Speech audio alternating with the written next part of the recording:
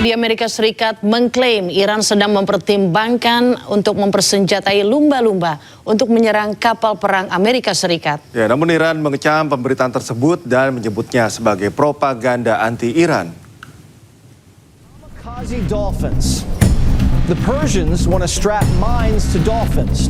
Warga Iran mengecam pemberitaan dari media Amerika Serikat Fox News yang mengklaim bahwa Iran sedang mempertimbangkan untuk menggunakan lumba-lumba untuk menyerang pasukan Amerika Serikat.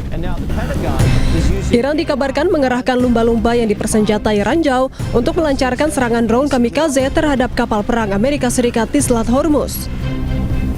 Sementara dilansir dari media Iran Tasnim News Agency, warga Iran mengecam pemberitaan tersebut dan menyebutnya sebagai klaim absurd dan propaganda anti-Iran.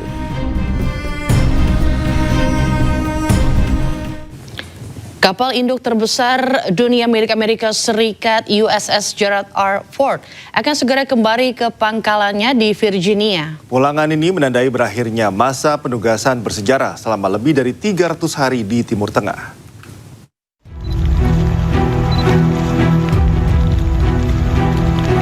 Kapal induk terbesar di dunia milik Amerika Serikat USS Gerald R. Ford akan segera kembali ke pangkalannya di Virginia, Amerika Serikat. Kepulangan ini menandai berakhirnya masa penugasan bersejarah selama lebih dari 300 hari di Timur Tengah. Kepergian USS Gerald Ford akan meninggalkan dua kapal induk Amerika, USS George H.W. Bush dan USS Abraham Lincoln di Laut Arab. Sebelumnya, Komando Pusat Amerika Serikat menyatakan untuk pertama kalinya dalam beberapa dekade, 3 kapal induk AS beroperasi secara bersamaan di Timur Tengah. Didampingi sayap udara kapal induk mereka, ketiga kapal induk tersebut mencakup lebih dari 200 pesawat dan 15.000 pelaut dan marinir.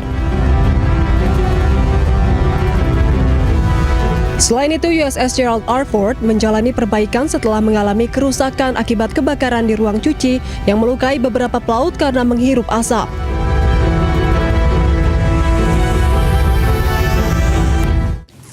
Menteri Luar Negeri Iran Abbas Araghchi mengatakan Iran tetap terbuka untuk berdialog damai dengan Amerika Serikat. Namun pembicaraan diplomasi tersebut dengan syarat Amerika harus berhenti melontarkan ancaman terhadap Iran.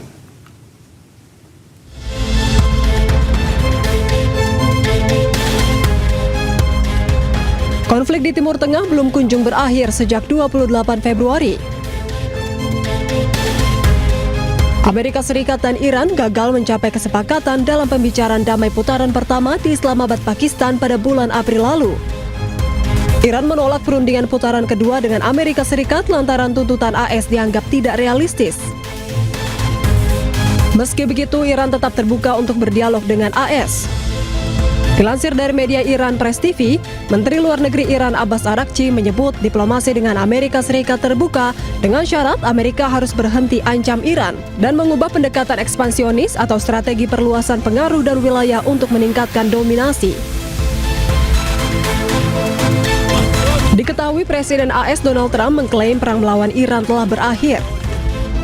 Namun Amerika tetap mempertahankan pasukan militernya di Timur Tengah dan blokadenya di Selat Hormuz. Presiden Amerika Serikat Donald Trump menyatakan dirinya tak puas dengan proposal baru yang ditawarkan Iran mengenai kesepakatan damai. Trump menyatakan hal tersebut setelah melakukan percakapan dengan Teheran. Make a deal, but I'm not satisfied with it, so we'll see what happens.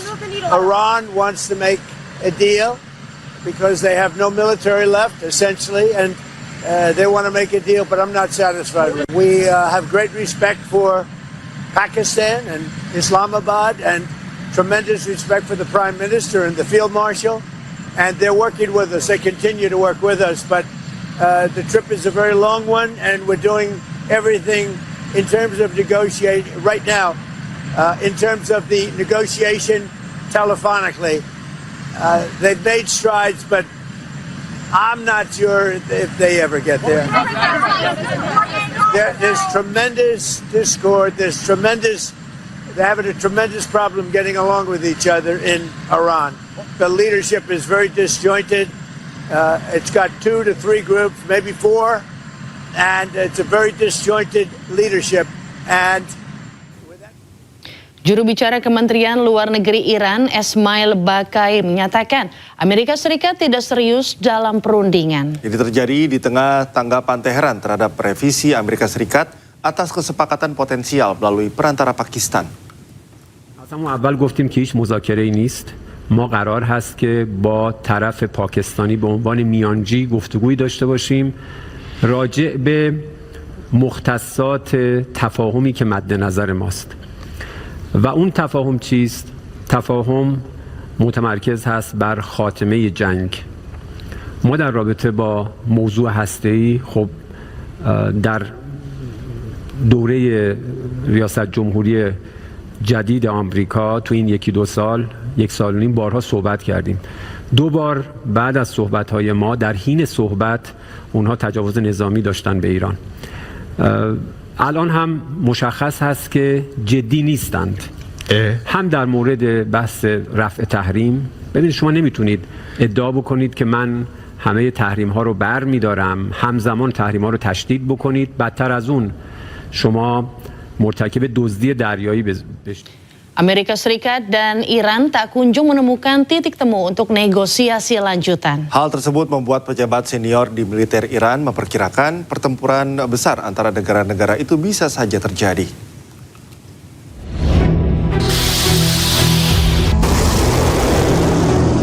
Amerika Serikat dan Iran tidak kunjung menemukan titik temu untuk negosiasi lanjutan. Situasi ini membuat negeri Paman Sam dan sekutu dekatnya Israel siap kembali menggempur negara Timur Tengah itu. Pejabat senior di militer Iran, Muhammad Jafar Asadi memperkirakan pertempuran besar antara negara-negara itu bisa saja terjadi.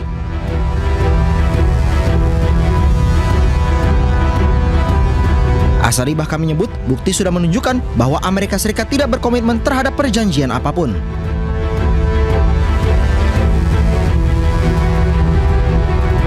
Sebelumnya Amerika Serikat dan Iran sempat menggelar perundingan damai di Islamabad, Pakistan pada pekan ke-2 April. Namun negosiasi ini berakhir buntu karena Amerika Serikat ingin Iran mengakhiri program nuklir dan menyerahkan uranium yang diperkaya, tetapi Teheran menolak mentah-mentah.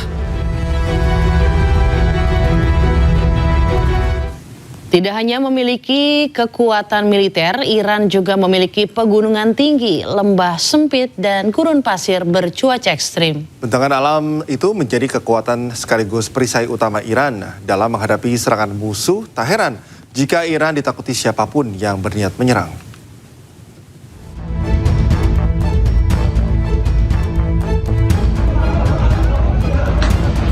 Tidak mudah menyerang Iran. Digempur Amerika dan Israel sejak 28 Februari, Iran tak juga luluh lantah. Selain didukung kekuatan dan fasilitas militer, salah satunya rudal balistik, kondisi geografis Iran juga turut menjadi kekuatan utama.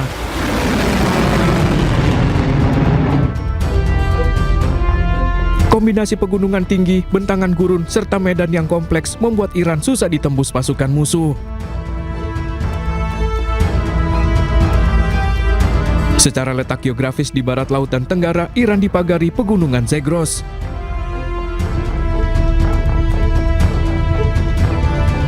Sementara di utara, menjulang pegunungan Alborz dengan ketinggian rata-rata 4 hingga 6.000 meter, pegunungan di Iran memiliki lembah yang sempit, lembah yang sulit ditembus berbagai kendaraan musuh. Selain bentangan pegunungan, bagian tengah Iran juga didominasi gurun luas seperti Das-e-Kafir dan Das-e-Illit. Gurun luas dengan suhu ekstrim dapat menghambat pergerakan pasukan dalam jumlah besar sehingga keberadaan mereka sudah dideteksi.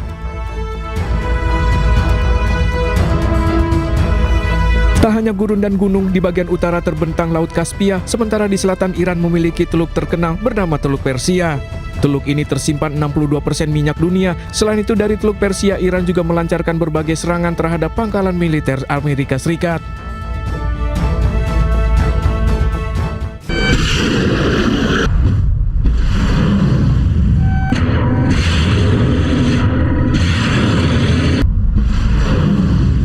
Presiden Amerika Serikat Donald Trump mengumumkan kepada Kongres bahwa perang melawan Iran telah berakhir. Operasi militer Amerika Serikat yang diluncurkan tanpa persetujuan Kongres tersebut telah mencapai batas waktu 60 hari. Trump menyatakan operasi militer di Iran telah dihentikan setelah gencatan senjata yang dimulai 7 April 2026. Meski menyatakan konflik berakhir, Amerika Serikat tetap mempertahankan kehadiran militer dan blokade terhadap Iran di kawasan. Blokade Amerika Serikat di Iran akan berlanjut hingga kebebasan navigasi di Selat Hormuz pulih. Trump menegaskan ancaman Iran masih signifikan dan pasukan Amerika Serikat akan terus disiagakan di Timur Tengah. Trump juga menyatakan ketidakpuasan terhadap proposal negosiasi terbaru dari Iran di tengah mandeknya pembicaraan damai meski gencatan senjata telah berlangsung selama beberapa pekan. Iran menyerahkan teks proposal tersebut kepada Pakistan selaku mediator pada Kamis malam. Trump menyalahkan kebuntuan negosiasi pada perselisihan yang luar biasa di dalam kepemimpinan Iran. Ia juga mengemukakan dua opsi yang dihadapi Amerika Serikat, yakni membumi hanguskan Iran sepenuhnya atau mencoba membuat kesepakatan. Trump tidak mengambil opsi pertama atas dasar kemanusiaan.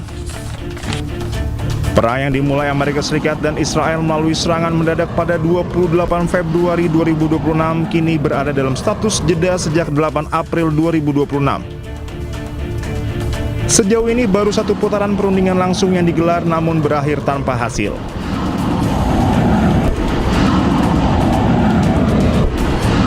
Berdasarkan Undang-Undang Kekuasaan Perang, Presiden Amerika Serikat memiliki waktu 60 hari melancarkan perang tanpa persetujuan Kongres. Dengan menyatakan perang melawan Iran berakhir, Trump secara efektif mengatur ulang hitungan waktu yang memungkinkannya memulai kembali perang di kemudian hari dengan jangka waktu 60 hari.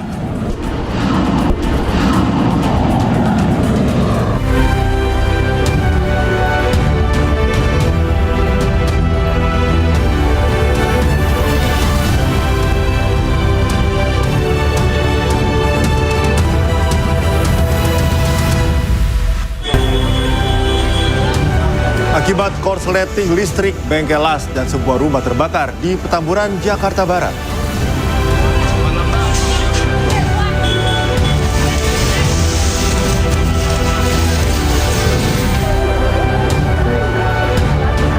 Aksi unjuk rasa memperingati Hari Pendidikan Nasional di Jalan Medan Merdeka Selatan, Jakarta Pusat berlangsung ricuh.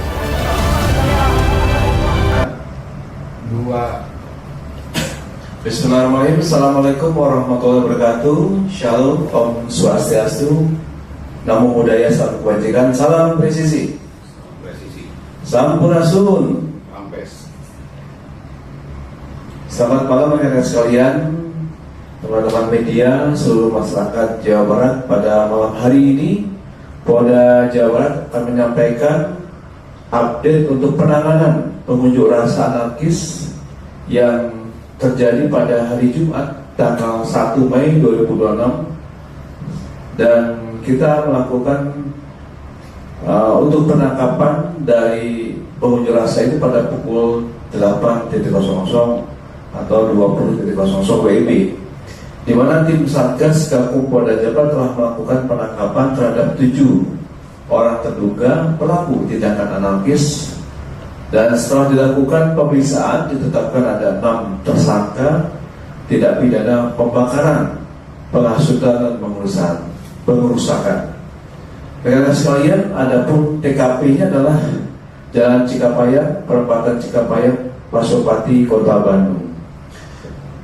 Rekan-rekan sekalian, kami sampaikan bahwa dari analisa penanganan unjuk rasa, kami menilai bahwa dari masa ini yang berada di Dago Cikapayang itu adalah masa yang bukan dari buruh, di mana buruh melakukan aspirasinya, ya, dan juga menyampaikan apa tuntutannya, ya.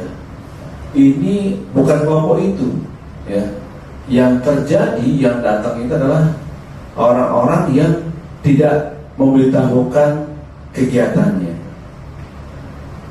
Ya, kemudian yang bersangkutan ini memakai atribut-atribut yang menggunakan tutup kepala, ya, tutup muka berwarna hitam, ya. Kemudian yang bersangkutan ini membawa petasan, membawa molotov dan alat-alat yang sifatnya adalah untuk merusak atau sajam.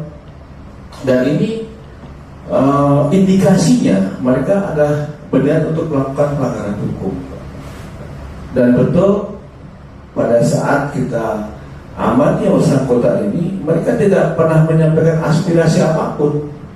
Dia tidak memperjuangkan apapun, dan dia tidak menyampaikan kepada siapa, apakah kepada pemerintah dalam hal ini mungkin kepolisian, DPR, tidak ada disampaikan.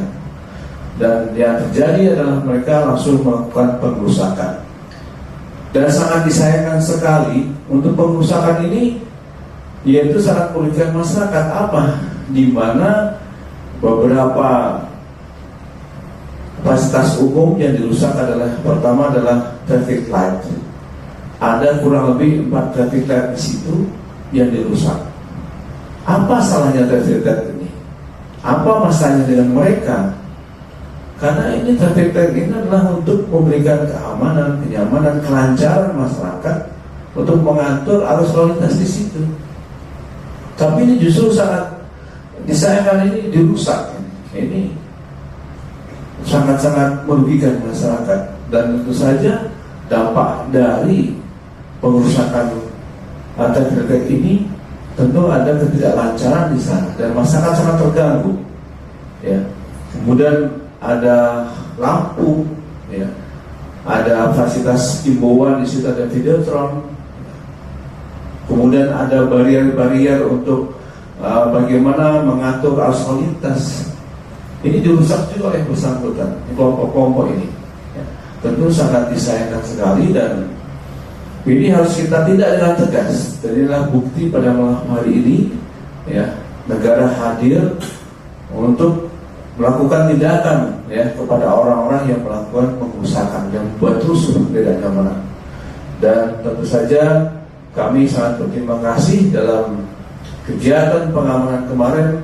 Kami beserta dengan Pemda Jawa Barat, ya, mendampingi Bapak Kapolda, yaitu Bapak Sekda, kemudian ada Asdam dari TNI, ya, satuan-satuan lain yang hadir bersama kita untuk memberikan kepastian keamanan di Kota Bandung.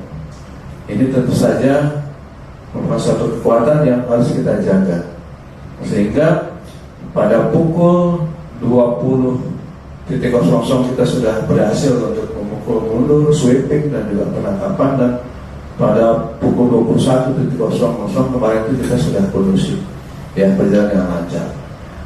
Kita kembali kepada rilis ini, kami sampaikan bahwa untuk lokasi penangkapan ini yaitu sekitar Dago Cikapayang ini, rekan-rekan sekalian. Dan kami sampaikan kembali bahwa di sisi sebelah kiri kami ada Bapak Direktur Reserse Kriminal Umum Polda Jawa Barat, di mana beliau adalah sebagai salah satu pemukul dan yang memproses dari pelaku-pelaku yang kita tangkap ini. Kami sampaikan bahwa untuk pelaku-pelaku ini yang sudah kita pastikan dalam proses penyidikan dengan inisial M, R, N, ini satu, kemudian M, R, A, kemudian inisial R, A, kemudian M, F, N, kemudian F, A, P, dan yang terakhir adalah H, I, S. Ini yang sudah kita amankan. Dan keenam ini selanjutnya dilakukan oleh tim Resmob yang sudah mengamankan 8, dilakukan penyidikan di Polda Jawa Barat. Untuk waktu dan tempat kami persilakan kepada Bapak Direktur Kriminal Umum Polda Jawa Barat, Kompes Ade Sabari, untuk bisa menyampaikan kronologis dan juga barang bukti serta pasal yang nantinya akan menjerat mereka. Demikian waktu dan tempat kami persilakan. Bismillahirrahmanirrahim. Assalamualaikum warahmatullahi wabarakatuh. Sampurasun, rekan-rekan wartawan, seperti yang disampaikan oleh Kabid Humas bahwa tanggal 1 Mei kemarin tahun 2026 bahwa ada 3 titik sebenarnya kita melakukan pengamanan, satu di Jatinangor, DPRD, dan di yang ketiga ini adalah di Cikapayang. Rekan-rekan udah ya tadi disampaikan oleh Bapak Kabid Humas bahwa kronologis kita melakukan penangkapan, yaitu setelah terjadi sekitar pukul 20.00 kita lakukan ini dengan pasukan, dengan juga dengan tim Satgas Gakum. Tentunya kita melakukan pengamatan mana pelaku-pelaku yang melakukan perusakan, ya. Jadi sekitar pukul 20.00 Satgas Gakum melakukan penangkapan terhadap 6 orang pelaku unjuk rasa anarkis, ya. Yang pertama adalah inisial MRN, ya, orang Bandung. Jadi perannya adalah menyiapkan bom molotov 20 unit, helm bendera dan bensin. Yang kedua MRA, tempat tanggal lahir Cimahi. Sebagai perannya adalah melempar pospol serta melempar videotron dan membuat stiker. Yang ketiga adalah RS, tanggal lahir di Bandung, perannya adalah melempar pospol, melempar videotron.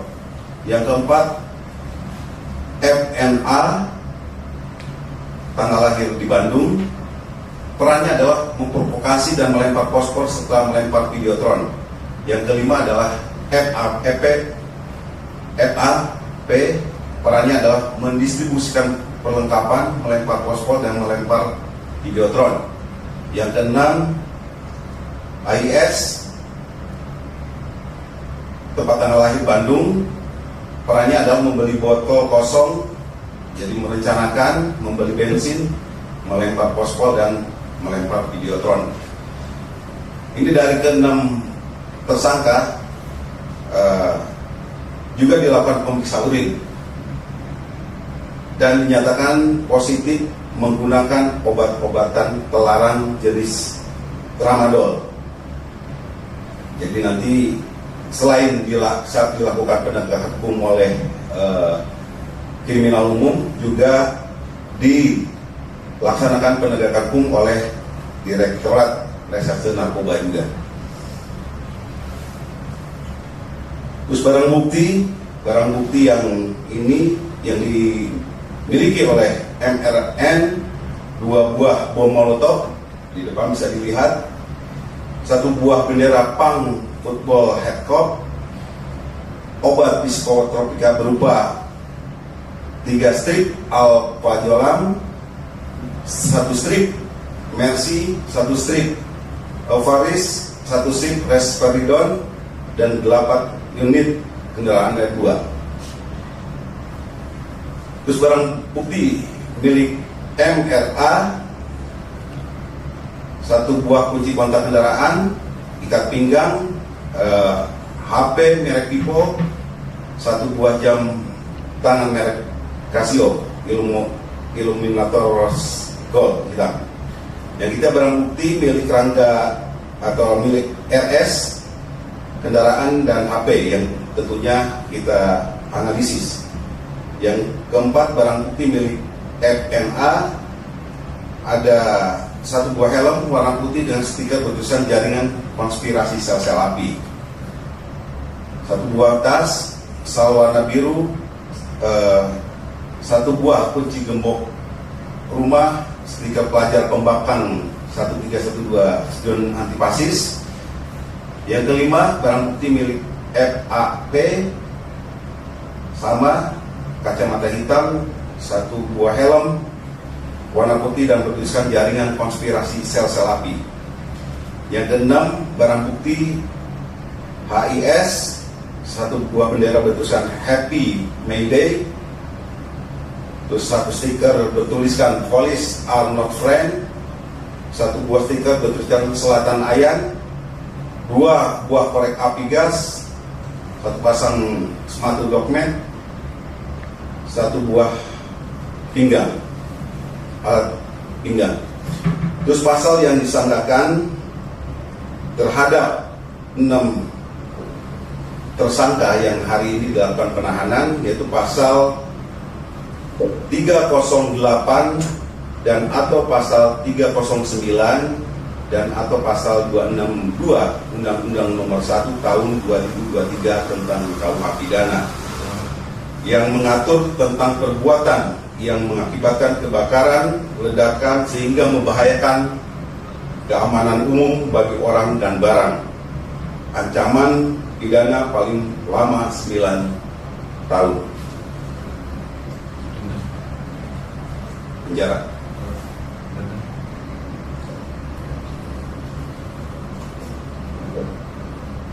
Sedangkan rencana tindak lanjut, tentunya dari pemeriksaan 6 tersangka kita sudah mengkomulir semua kamera-kamera, sehingga terhadap pemeriksaan para tersangka untuk dikembangkan keterlibatan pelaku lain dalam aksi perusakan. Jadi kita lakukan analisa CCTV untuk pembuktian dan pengungkapan pelaku lainnya. Melakukan ekstraksi dan analisa terhadap BB atau barang bukti handphone yang telah disita, dan tentunya melakukan pengejaran dan pengungkapan penangkapan terhadap pelaku-pelaku lain yang tentunya banyak pelaku yang harus kita ungkap. Demikian sebagai yang diungkapkan sebagai update hari ini. Tentunya terima kasih atas perhatiannya. Assalamualaikum warahmatullahi wabarakatuh. Terima kasih kepada Bapak Direktur Reserse Kriminal Umum Polda Jawa Barat yang telah menyampaikan untuk secara detail teknis untuk proses dari penahanan kasus ini. Rekan-rekan sekalian, perlu kami ulangi, ya, kita tekankan kembali bahwa keseriusan Polda Jabar ini untuk memproses, ya, dengan ancaman pasal-pasalnya ada 3 lapis yang disiapkan, yaitu pasal 308, pasal 309, dan atau pasal 262, ya, Undang-Undang Nomor 1 Tahun 2023. Di mana ancaman hukumannya di sini kami sampaikan bahwa mencapai 9 tahun penjara. Ini menjadi catatan, ya, menjadi catatan kita pada malam hari ini, bagaimana keseriusan Polda Jawa Barat untuk menjerat mereka yang telah merugikan masyarakat umum. Kemudian di sini ada beberapa barang bukti yang saat ini sudah kita gelar, yang tadi sudah dibacakan oleh beliau, Bapak Direktur. Ini ada bom molotov, ya, ada topi, di mana mereka seperti sudah menyiapkan diri apabila ada perang batu. Ya, ini ada petasan juga di sini yang mereka gunakan. Ya, kemudian masih banyak lagi barang bukti-bukti yang lain, yang termasuk obat-obatan yang kita dapatkan dari mereka yang masih tersisa, ya, tersisa masih ada, sehingga fake apabila bersangkutan ini positif dengan tramadol itu, karena memang barang bukti juga masih ada. Ya. Ini apakah efeknya apa? Ya, kita tidak tahu, ya, karena ini sebenarnya obat untuk yang tidak peruntukannya untuk diminum orang yang sehat sebenarnya. Nah, kemudian rekan-rekan sekalian, perlu kami ulangi kembali bahwa aksi dari unjuk rasa ini perlu kami sampaikan bahwa mereka tidak melakukan pemberitahuan apapun, ya. Mereka tidak pernah menyampaikan aspirasi apapun, ya. Mereka dengan atribut-atribut yang hitam, ya, ditutup mukanya, ya. Kemudian membawa peralatan-peralatan yang memang niatnya itu adalah untuk melakukan pelanggaran hukum, gitu. Sehingga yang terjadi mereka langsung merusak, ya, merusak fasilitas umum dan sebagainya. Dan tadi yang kita sayangkan sekali, dia melakukan kemacetan di titik yang sangat krusial, tempat padat arus lalu lintas, dan juga melakukan fasilitas seperti lampu merah tadi, ya, traffic light tadi, yang sangat penting digunakan pada saat keramaian, ya, pada saat jam-jam sibuk. Rekan-rekan sekalian, kita harus berpikir bahwa traffic light ini salahnya apa, gitu, ya. Kita tayangkan pada seluruh masyarakat ini, mereka menghancurkannya dengan antusias dan penuh emosi, ya. Ini tentu saja sangat-sangat tidak boleh dilakukan ya. Dan ini kegeraman ini kita tumpahkan di sini dalam proses hukum yang tegas kepada mereka.